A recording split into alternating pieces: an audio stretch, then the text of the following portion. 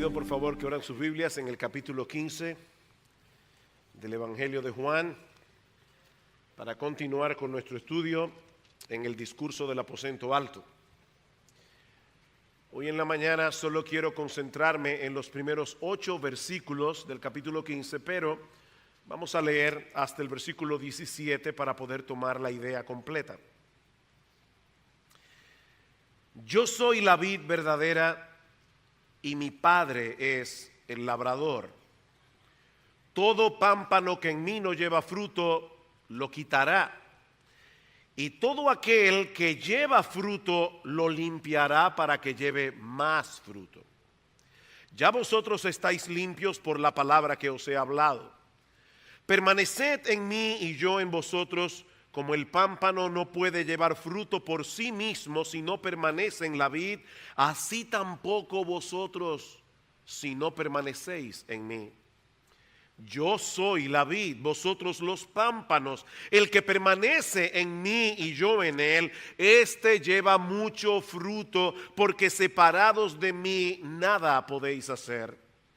El que en mí no permanece será echado fuera como pámpano y se secará, y los recogen y los echan en el fuego y arden. Si permanecéis en mí, mis palabras permanecen en vosotros, pedid todo lo que queréis y os será hecho. En esto es glorificado mi Padre, en que llevéis mucho fruto y seáis así mis discípulos. Como el Padre me ha amado, así también yo os he amado. Permaneced en mi amor. Si guardareis mis mandamientos, permaneceréis en mi amor, así como yo he guardado los mandamientos de mi Padre y permanezco en su amor. Estas cosas os he hablado para que mi gozo esté en vosotros y vuestro gozo sea cumplido. Este es mi mandamiento, que os améis unos a otros como yo os he amado. Nadie tiene mayor amor que este, que uno ponga su vida por sus amigos. Vosotros sois mis amigos si hacéis lo que yo os mando. Ya no os llamaré siervos, porque el siervo no sabe lo que hace su señor, pero os he llamado amigos, porque todas las cosas que oí de mi Padre os la he dado a conocer. No me elegisteis vosotros a mí, sino que yo os elegí a vosotros y os he puesto para que vayáis y llevéis fruto y vuestro fruto permanezca, para que todo lo que pidiereis al Padre en mi nombre, Él os lo dé. Esto os mando, que os améis unos a otros. Si hay algo de lo que podemos estar absolutamente seguros, es que todos los creyentes que están hoy en este lugar desean dar frutos para la gloria de Dios. Y puedo sospechar que por ese mismo anhelo es posible que muchos se sientan frustrados en la mañana de hoy por los pocos frutos que ven en su vida. Mi hermano, si ese es tu caso, yo espero que el estudio de este pasaje te ayude a entender lo que significa realmente vivir una vida fructífera en el Señor y cuál es el proceso a través del cual los cristianos pueden llegar a producir la clase de frutos que se espera de ellos. Este es uno de esos pasajes del Nuevo Testamento sobre los cuales tenemos que venir una y otra vez, por las enseñanzas tan vitales que contiene acerca de la vida cristiana. Y es un pasaje que combina dos cosas que no siempre se combinan. Es muy sencillo y es muy profundo a la vez. Hace 2 semanas nosotros estuvimos estudiando el final del capítulo 14 de Juan. Y ese capítulo concluye con estas palabras en el versículo 31. Levantaos, vamos de aquí. De manera que es muy probable que el resto de este discurso haya sido pronunciado mientras Jesús caminaba con los discípulos por las calles de Jerusalén para cruzar el valle de Cedrón al este de la ciudad y dirigirse al huerto de Getsemaní en el monte de los Olivos. En ese momento los discípulos se sienten abrumados por todo lo que el Señor les ha dicho esa noche durante la cena. Ellos saben ya que Jesús ha sido traicionado. Ellos saben que en pocas horas tendrán que separarse de Él, pero Cristo les hace ver que esa separación en verdad era para el bien de ellos, era para su bien. Jesús iba a morir en una cruz por causa de nuestros pecados, pero al tercer día habría de resucitar de la tumba para regresar a la casa del Padre y preparar un lugar para cada uno de los suyos.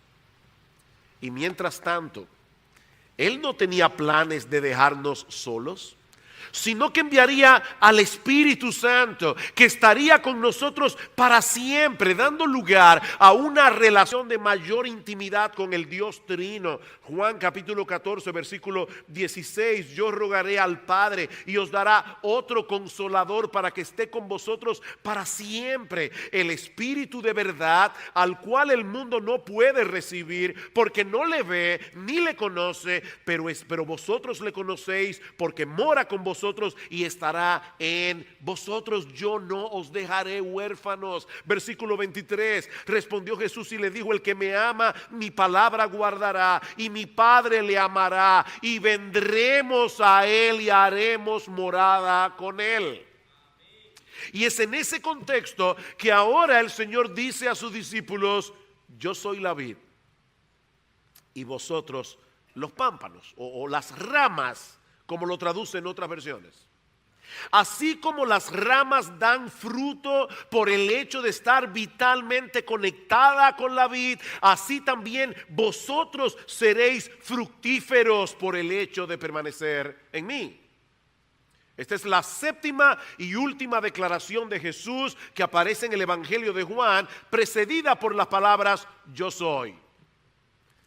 Cuando Moisés vio a Dios en la zarza ardiente y Dios se le revela. ¿Cómo se revela Dios a Moisés? Dile al pueblo de Israel que yo soy, te envió a vosotros. Y en el Evangelio de Juan aparecen 7 declaraciones donde Jesús, conectado con Éxodo capítulo 3, dice a sus discípulos: yo soy. Juan 6:35, yo soy el pan de vida. Juan 8:12, yo soy la luz del mundo. Juan 10:9, yo soy la puerta. Juan 10:11, yo soy el buen pastor. Juan 11:25, yo soy la resurrección y la vida. Juan 14:6, yo soy el camino y la verdad y la vida. Y ahora en Juan 15:1, yo soy la vid verdadera. Yo soy la vid verdadera. La vid era un árbol muy apreciado en el mundo mediterráneo y todavía lo es, tanto por las uvas como por el vino. Y en el Antiguo Testamento la vid es usada frecuentemente como un símbolo para referirse a la nación de Israel. Los que están siguiendo fielmente el plan de lectura de 2 años de la Biblia, providencialmente mañana estarán leyendo el Salmo 80. Y en el Salmo 80 el salmista compara a Israel con una vid que fue traída de Egipto y que fue plantada en la tierra de Canaán. Ahora es interesante notar que siempre que se usa ese simbolismo en el Antiguo Testamento es para resaltar el hecho de que Israel como nación no dio el fruto que se esperaba de ella. Por ejemplo, en el capítulo 5 del libro de Isaías, el Señor compara a Israel con una viña plantada en una ladera fértil, muy bien cuidada y protegida por su dueño. La había cercado y despedregado y plantado de vides escogidas, había edificado en medio de ella una torre y hecho también en ella un lagar. Y esperaba que diese uvas, pero ¿qué pasó? Dio uvas silvestres, uvas salvajes, uvas que no tenían un buen sabor. Ahora pues, vecinos de Jerusalén y varones de Judá, juzgad ahora entre mí y mi viña. ¿Qué más se podía hacer a mi viña que yo no haya hecho en ella? ¿Cómo es que esperando yo que diese uvas, ha dado uvas silvestres? Esta viña fue plantada en buen terreno, con vides escogidas, y el labrador se había encargado de protegerla de todo aquello que pudiera hacerle daño. Pero mis hermanos, a pesar de todo eso, no dio buen fruto. Más adelante en Jeremías capítulo 2 versículo 21 encontramos una amonestación similar de parte de Dios a Israel. Te planté de vid escogida, simiente verdadera toda ella, ¿cómo pues te me has vuelto sarmiento de vid extraña? Israel se corrompió como nación y no produjo buenos frutos, no produjo frutos de calidad, pero ahora llega Jesús. Y unas pocas horas antes de morir en la cruz, dice de sí mismo: yo soy la vid verdadera. Israel como nación no era más que una sombra que apuntaba hacia Jesús, la verdadera vid, de manera que todos los frutos que Israel no pudo producir por ser un pueblo infiel, ahora Jesús promete producirlo por medio de sus discípulos. Juan capítulo 15, versículo 5. Yo soy la vid, vosotros los pámpanos o las ramas. El que permanece en mí y yo en él, este lleva mucho fruto, porque separados de mí nada podéis hacer. Versículo 16. No me elegisteis vosotros a mí, sino que yo os elegí a vosotros y os he puesto para que vayáis y llevéis fruto y vuestro fruto permanezca. Mis hermanos, ¿para qué nos escogió el Señor? ¿Por qué nos conectó con la vid en el momento en que fuimos salvados de nuestros pecados? Para que podamos producir frutos. Si no producimos ningún fruto, somos una rama inútil, porque la madera de la rama de la vid no sirve para más nada. Usted no puede construir una casa con maderas de rama de vid. Esa rama, excepto para dar fruto, no sirve para otra cosa. Versículo 6. El que en mí no permanece será echado fuera como pámpano y se secarán, y los recogen y los echan en el fuego y arden. Eso no quiere decir que los creyentes pueden perder la salvación. Lo que el Señor nos está enseñando aquí es que todo verdadero creyente da fruto, por el simple hecho de estar unido a la vid. Si no da fruto, entonces no es un creyente. Ahora bien, ¿de qué tipo de fruto es que el Señor está hablando aquí? Mis hermanos, ¿cuál es la clase de fruto que debe producirse en la vida de un verdadero creyente? Esta pregunta es importante porque en las iglesias evangélicas, cuando los cristianos oyen la palabra fruto, algunas cosas concretas vienen a su mente. Algunos piensan que ese fruto es ganar a otros para Cristo a través de la predicación del evangelio, o discipular a esos nuevos creyentes hasta llevarlos a la madurez en Cristo. Otros creen que ese fruto está relacionado con las buenas obras que evidencian la fe de los cristianos, o con poner nuestros dones en operación para la edificación del pueblo de Dios en la iglesia. Pero lo cierto es que Jesús no nos dice explícitamente de qué fruto es que Él está hablando aquí. Sin embargo, y como bien señala el pastor Vance Pitman, cuyo estudio de Juan 15 me ayudó mucho a entender este aspecto del pasaje, hay al menos 4 pistas en el texto que nos ayudan a definir ese fruto. 4 pistas. La primera es que ese fruto es la marca distintiva de un verdadero cristiano, como hemos visto ya. Versículo 8. En esto es glorificado mi Padre, en que llevéis mucho fruto y seáis así mis discípulos. La Biblia de las Américas lo traduce: en esto es glorificado mi Padre, en que deis mucho fruto y así probéis que sois mis discípulos. Esa es la prueba. Ese fruto es la evidencia de que nosotros somos realmente lo que decimos ser. El que no da esa clase de fruto no es un verdadero discípulo del Señor. Aunque pertenezca a una iglesia evangélica, aunque sea miembro de iglesia bíblica del Señor Jesucristo por muchos años, aunque haga muchas cosas externas que los creyentes hacen, mis amados hermanos, el árbol se conoce por el fruto, dice el Señor en Mateo 12:33. Así que este fruto, en primer lugar, es la marca distintiva de un verdadero cristiano. En segundo lugar, el fruto del que el Señor está hablando aquí es un estilo de vida. No es una cosa que se produce de manera ocasional. Compartí el evangelio con un compañero de trabajo, ese compañero hizo profesión de fe, ahora está asistiendo a la iglesia, ya tengo un fruto. Vamos a ver ahora cuando Dios me da la oportunidad de producir otro. No, mis hermanos. Este fruto es un estilo de vida que caracteriza al verdadero cristiano, como hemos visto.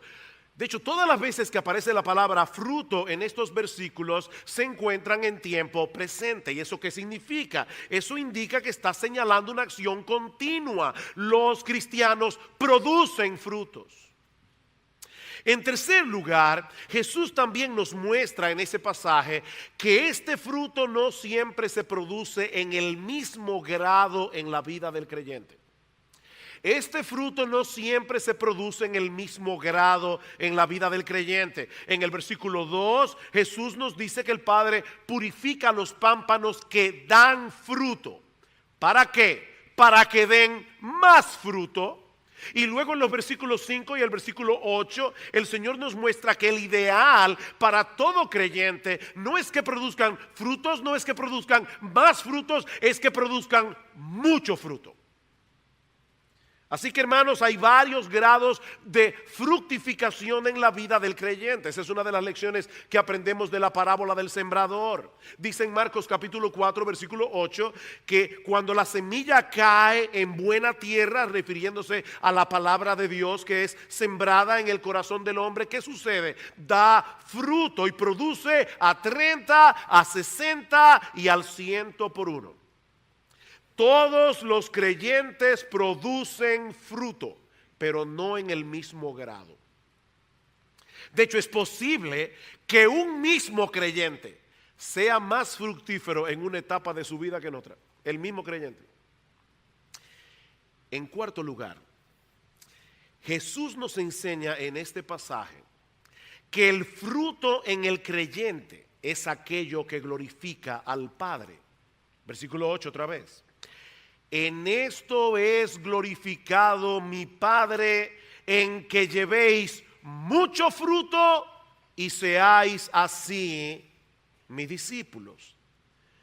Mis hermanos, este es un punto extremadamente importante para entender todo lo que el Señor está diciendo aquí. Por eso, antes de seguir adelante, permítanme recordarles algo que fácilmente podemos perder de vista. Este es el sexto mensaje que yo predico sobre el discurso del aposento alto. Eso quiere decir que llevamos al menos 6 semanas, mes y medio estudiando este pasaje. 7 si sumamos el domingo pasado cuando estaba en Carolina del Norte. Pero cuando los discípulos escucharon este discurso originalmente, ellos lo escucharon todo de una sola vez, en unas pocas horas. De manera que hacía muy poco tiempo que ellos habían escuchado a Jesús decir las palabras que se encuentran en el capítulo 14, versículo 12 al 14, que nosotros estudiamos hace varios domingos atrás. Pero ellos lo habían escuchado hacía unos pocos minutos.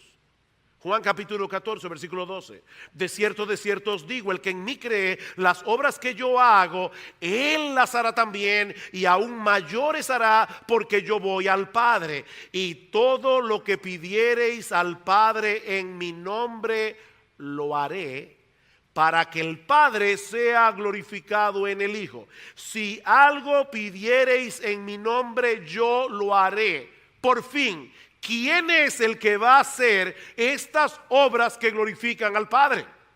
Porque en el versículo 12 Jesús dice, el que en mí cree, las obras que yo hago, él las hará también y aún mayores. Pero luego en los versículos 13 y 14 dice, todo lo que ustedes le pidan al Padre en mi nombre, ¿quién lo hará? Yo lo haré, para que el Padre sea glorificado en el Hijo.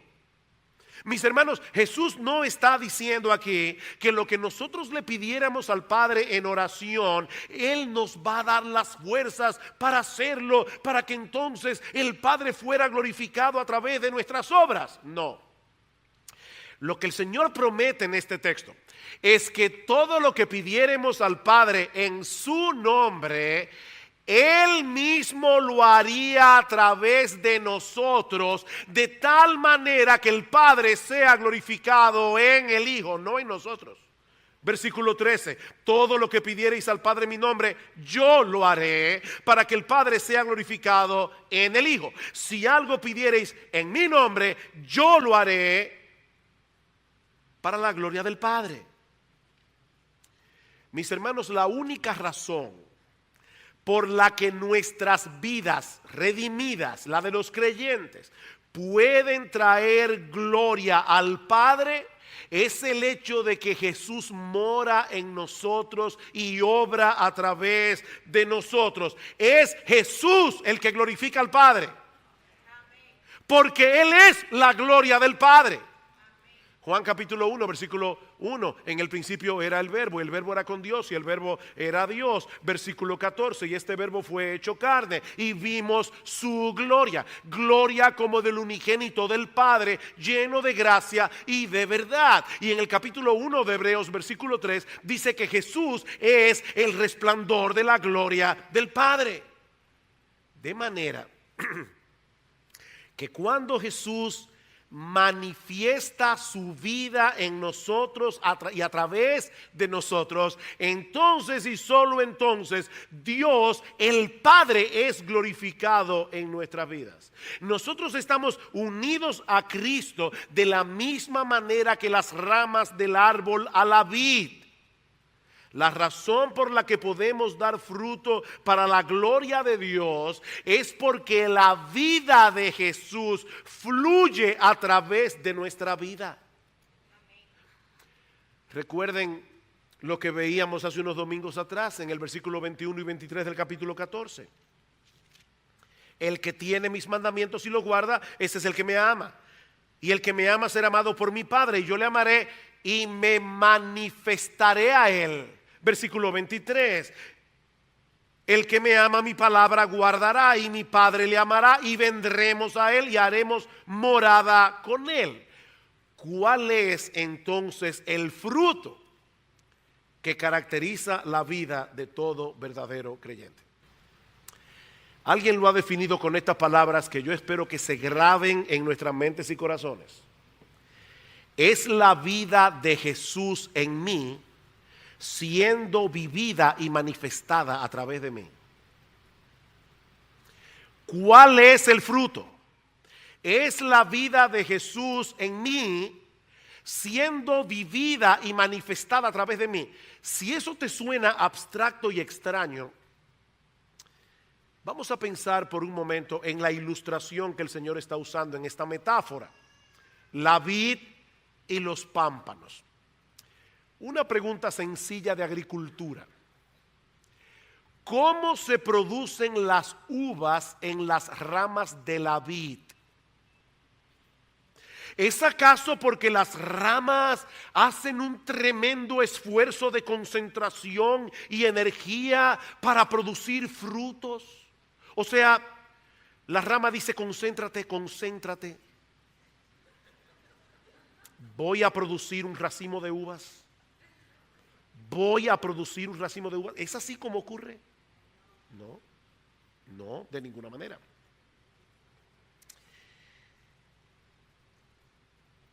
El hecho de que las ramas están conectadas con la vid hace que la savia de la vid que fluye por el tronco llegue a las ramas y las ramas fructifiquen para que produzcan ¿qué?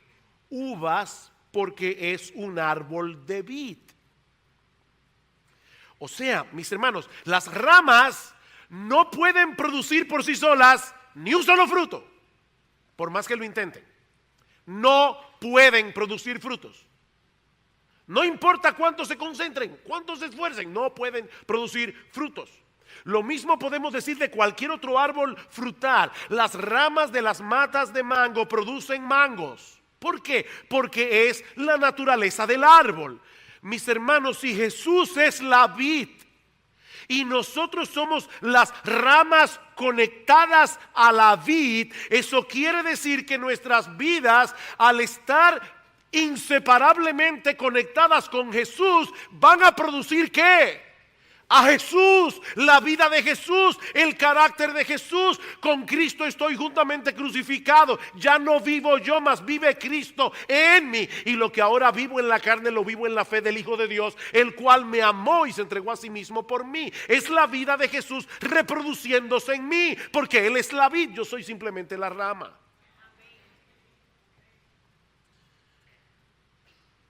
Queridos hermanos, la vida cristiana práctica no consiste en hacer un esfuerzo tremendo para que nuestras vidas sean transformadas. Nosotros tenemos una responsabilidad en esa transformación, lo veremos en un momento, pero ningún ser humano tiene el potencial de transformarse a sí mismo. Esa transformación se produce en el creyente por causa de la vida de Jesús actuando en nosotros. Él es quien nos transforma de adentro hacia afuera para que seamos cada vez más parecidos a Él. Ese es el fruto. Romanos capítulo 8, versículo 28. Y sabemos que a los que aman a Dios todas las cosas les ayudan a bien. Esto es, a los que conforme a su propósito son llamados. ¿Y cuál era ese propósito de Dios al llamarnos a salvación? Porque a los que antes conoció también los predestinó para que fuesen hechos conformes a la imagen de su Hijo. Ese es el propósito. Mirando todos nosotros a cara descubierta la gloria del Señor, según a los Corintios 3:18, somos transformados de gloria en la misma imagen, como por el Espíritu del Señor. Queridos hermanos, ¿cuál es el gran propósito de nuestra salvación? ¿Para qué Dios me salvó? ¿Para que yo pueda llegar a tener un mejor yo? No. Dios me salvó para que gradualmente yo sea menos como yo y más como Él. Dios me salvó para que gradualmente yo sea cada vez menos como yo y más como Él. Ese es el fruto del Espíritu. Gálatas capítulo 5, versículo 22. El fruto del Espíritu es amor, gozo, paz, paciencia, benignidad, bondad, fe, mansedumbre, templanza o dominio propio. Noten que Pablo no dice allí, estos son los frutos del Espíritu. Bueno, yo con el amor voy bastante bien, con la paciencia es que tengo problemas. No, es un solo fruto, mis amados hermanos, un solo fruto que reproduce el carácter de Jesús, porque ese fruto no es otra cosa que la vida de Jesús manifestándose en nuestras vidas. Ahora bien, ¿cuál es entonces nuestra responsabilidad como creyentes para producir ese fruto? ¿Cuál es nuestra responsabilidad como creyentes en la producción de ese fruto? Mi amado hermano, mi amada hermana, ¿tú deseas producir en tu vida una cosecha cada vez más abundante de este fruto? Escucha con cuidado lo que voy a decir a continuación. La palabra fruto aparece 6 veces en los primeros 8 versículos del capítulo 15, 2 veces más en el versículo 16, 8 veces en total. Lo interesante es que en ninguna de esas ocasiones aparece en modo imperativo. Lo que eso quiere decir, mis amados hermanos, es que no hay un solo mandamiento en todo este pasaje dirigido al creyente para que produzca frutos. ¿Oíste bien? No hay un solo mandamiento en todo este pasaje dirigido al creyente para que produzca frutos. Ni uno solo. Algunos piensan que que cuando el Señor iba caminando por las calles de Jerusalén esa noche y iba a atravesar el valle de Cedrón, se encontró con un viñedo, y es posible. Y Jesús no llamó a los discípulos esa noche para decirle: hey, vengan acá, déjenme decirles algo. Miren esa vid, yo estoy a punto de separarme de ustedes, así que recuerden esto. Ustedes tienen que hacer todo el esfuerzo que esté a vuestro alcance para producir fruto. No. Hay un solo mandamiento en toda esta sección. Uno solo. ¿Saben cuál es? Permanezcan en mí. Permanezcan en mí. Juan capítulo 15 versículo 4: permaneced en mí, yo en vosotros. Como el pámpano no puede llevar fruto por sí mismo si no permanece en la vid, así tampoco vosotros si no permanecéis en mí. Yo soy la vid, vosotros los pámpanos. El que permanece en mí y yo en él, este lleva mucho fruto, porque separados de mí nada podéis hacer. Versículo 7: si permanecéis en mí y mis palabras permanecen en vosotros, pedid todo lo que queréis y os será hecho. En esto es glorificado mi Padre, en que llevéis mucho fruto permaneciendo en él, y seáis así mis discípulos. ¿Sabes algo, mi amado hermano? El foco de la vida cristiana no es producir frutos. El foco de la vida cristiana es permanecer en Jesús. Porque si permaneces en Jesús vas a producir frutos. Es por eso que John Piper define la oración, y vamos a hablar más de la oración la semana que viene, pero John Piper define la oración como la traducción de una sola frase en 1000 palabras distintas. Separados de mí nada podéis hacer. Eso es orar. Es traducir de muchísimas formas diferentes esa oración. Separados de mí, nada podéis hacer. Y sigue diciendo Piper: oh, cuánto necesitamos darnos cuenta del tiempo que ocupamos haciendo mucha nada. Aparte de la oración, todo aquello en lo que nos apresuramos, todo nuestro hablar, todo nuestro estudio, a final de cuentas, dice Piper, viene a ser nada. Separados de mí, nada podéis hacer. Y uno ve a los creyentes enredados tratando de hacer 1000 cosas que no les permiten tener comunión con Jesús. Mis hermanos, es una terrible realidad que los cristianos podemos estar ocupados haciendo 1001 cosas, excepto la más importante: permanecer en Jesús. Si queremos producir un fruto abundante en nuestras vidas cristianas, debemos permanecer en Jesús. Pastor, ¿y cuántas veces más usted piensa decirnos lo mismo? Todas las que sean necesarias para que entendamos que separados de Jesús nada podemos hacer. Nada podemos hacer. ¿Y qué significa en la práctica permanecer en Jesús? La semana que viene vamos a hablar más extensamente acerca de este tema. Yo tuve que hacer un esfuerzo hoy en la mañana, concentrarme en algunos aspectos del texto. Pero no quisiera dejar este asunto en el aire hasta el próximo mensaje. ¿Qué significa permanecer en Jesús? Nosotros estamos unidos a Jesús ya, y eso nadie lo puede separar. Romanos capítulo 8: ni la muerte, ni la vida, ni ángeles, ni principados, ni potestades, nada nos puede separar del amor de Dios que es en Cristo Jesús. Ahora, yo estoy casado con mi esposa, yo estoy unido a ella por el pacto matrimonial, pero eso no quiere decir que solo por el pacto matrimonial mi comunión práctica con ella siempre es igual.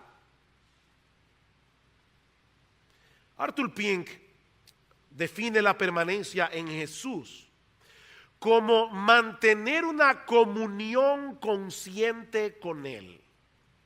Mantener una comunión consciente con Él es ocupar el corazón con Él y depositar en Él nuestra fe cada día, de tal manera que mantengamos la dependencia de la rama en la vid y la circuncisión de la vida de la vid en la rama. ¿Oyeron eso? es mantener nuestra fe en Él cada día, de manera que mantengamos la dependencia que la rama tiene en la vid y la circulación de la vida de la vid en la rama. Déjenme definirlo de una forma más sencilla. Permanecer en Jesús no es otra cosa que mantenernos en comunión con Él y en dependencia de Él cada momento, cada día. ¿Qué es permanecer en Jesús? Es mantenernos en comunión con Él y en dependencia de Él cada momento, cada día. No es lo que hacemos por unos minutos en nuestro tiempo devocional, cuando nos levantamos por la mañana y apresuradamente leemos la Biblia y hacemos una oración. No es lo que hacemos durante la hora y media que dura este culto de adoración los domingos. No, se trata de mantenernos constantemente en comunión con Jesús y dependiendo de Jesús cada momento, cada día. Es llegar a creer realmente lo que dice Juan 5:5 y vivir en consecuencia. No podemos hacer nada separados de Jesús. Es creer eso. Es creer eso y vivir en consecuencia. El problema, mis hermanos, es que en la vida práctica eso no parece ser verdad. Vamos a ser honestos. Mucha gente se gana un salario cada mes confiando únicamente en sus propias capacidades, incluyendo muchos cristianos.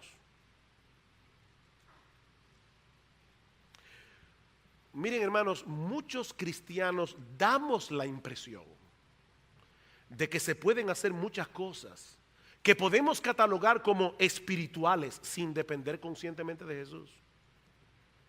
Predicamos el evangelio porque nosotros no sabemos los textos. Criamos a nuestros hijos. Ya yo tomé un taller sobre la crianza, leí 3 libros. Yo sé cómo se lleva a cabo el manual. Servimos en la iglesia. Aconsejamos a otros. Consolamos a otros. Pero mis hermanos, tales frutos son como los adornos del arbolito de Navidad. Están en el árbol, pero no pertenecen al árbol, porque no fueron producidos por él. Son adornos de un arbolito de Navidad. Queridos hermanos, es absolutamente imposible ver formarse en nosotros el carácter de Cristo separados de Cristo. Eso es imposible, porque ese proceso de transformación, como bien lo ha definido alguien, no es otra cosa que la reproducción de la vida de la vid en las ramas. Es la reproducción de la vida de la vid en las ramas. Hace un momento nosotros citábamos Gálatas capítulo 5 versículos 22 y 23 y decíamos que el fruto del Espíritu no es otra cosa que el carácter de Jesús formado en nosotros en la medida en que la vida de Jesús se manifiesta en nuestras vidas. Amor, gozo, paz, paciencia, benignidad, etcétera. ¿Saben que sí?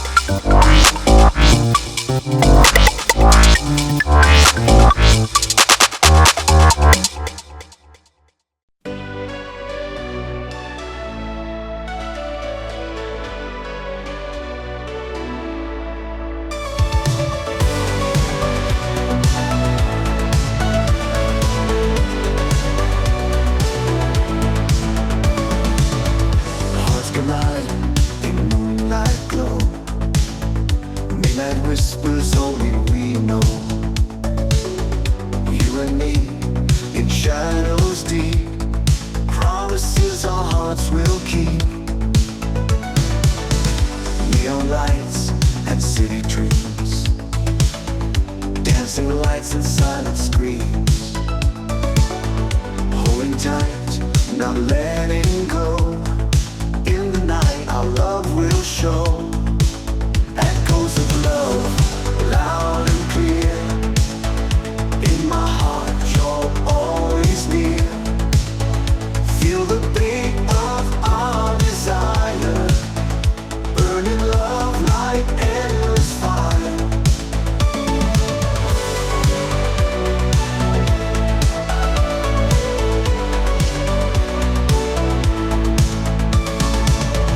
Waves crash under summer skies, love reflected in your eyes.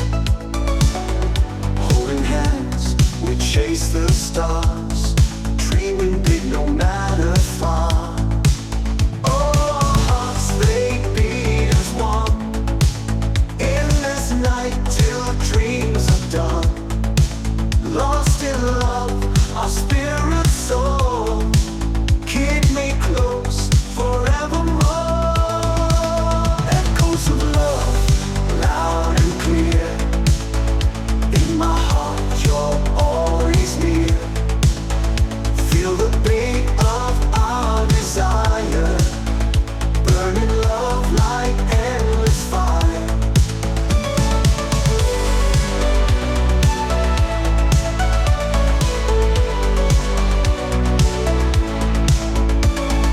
When dawn's light, we find our way. Love's first light will guide the day. Through the night, we found our truth. In the dawn, our love's relentless youth. Echoes of love, loud and clear.